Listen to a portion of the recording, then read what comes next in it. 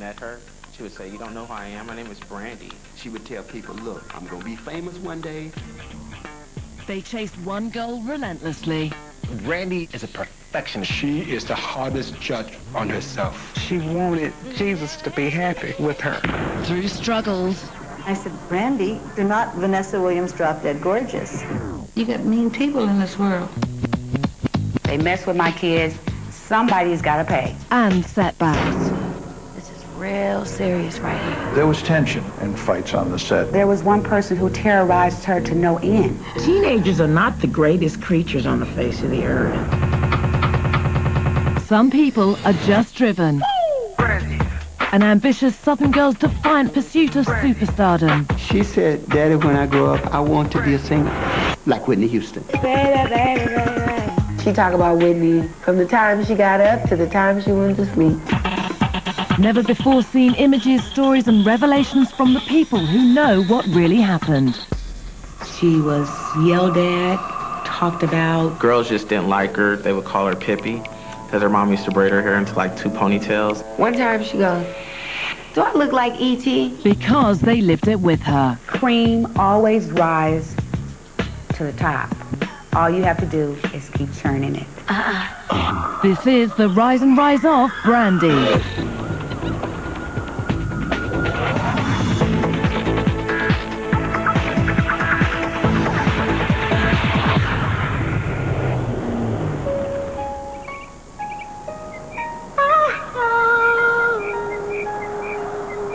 Brandy was born in Macomb, Mississippi on February the 11th, 1979, approximately 7:51 a.m. The first words that I spoke to the doctor were, "You have just birthed a star." Ray and Sonia was very excited about the new birth of their child. She was our star. She was the beginning of what was going to kind of lead our life down a different path. Her birth was very special because I had lost a baby. Amen. I just felt like Brandy was sort of, okay, you didn't have your first one, so with this one I'm going to give you double. Amen. Her daddy was a singer. That was a music man. I went all over Mississippi teaching church music. She sung her first solo in a church in Brookhaven, Mississippi. She sang, "Yes, Jesus Loves Me." She had such beautiful vibrato. She could sing. Oh, she could sing. Macomb, Mississippi is a place of serenity for me. It's a very small town, a little railroad town. We went to church all the time, and during the week we had Bible classes. It's very important in all our lives. Brandy was so intense about Jesus. I mean, she wanted to obey the gospel. She wanted to do whatever it took to get to heaven. She wanted Jesus to be happy with her. Brandy was very helpful when I was pregnant with Ray J. The day that he was born, she came to the hospital. She would run around the bed, and then she became the controlling person where she began to tell him everything to do. They like butter and toast. They are very, very close. Brandy was 4 when her parents moved to California. We moved to California because my husband had a job offer as a minister of music at a congregation in Southern California. We are a close family, so it was hard for them to move because of that. It was a struggle to pick up 2 kids and bring them to California, and you don't really know what your future is all about. Carson, California is a very neat, manicured little town. One day I saw this for sale sign sitting in the yard in this house. I called the realtor and I said, "Look, my credit is not the greatest. I don't have any money, but I want this house." And it was a struggle. You know, your credit cards are just added up. You know, and the envelopes are coming through saying, you know, you're past due. But God worked it out. Brandy went to Ambler Elementary. She was a good student. She always did her work.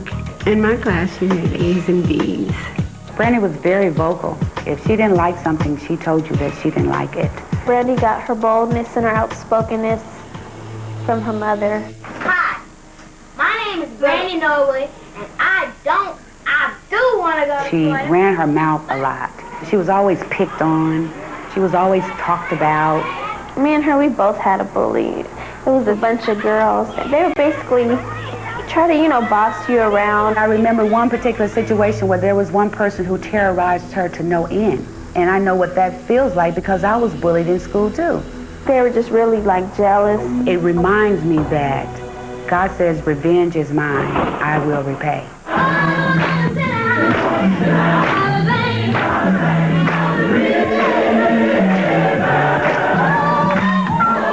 Brandy sang with me in my children's choir, and eventually she took over. And it was so funny how she could demand that they respect her as the choir leader. Lord, you know it's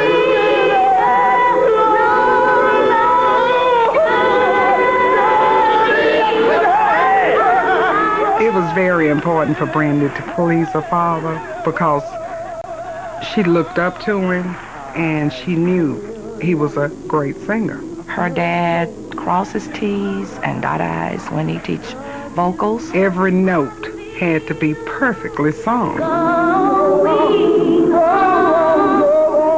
You would have to practice forever, over and over again. He and Brandy, they were always able to communicate, if nowhere else but in song.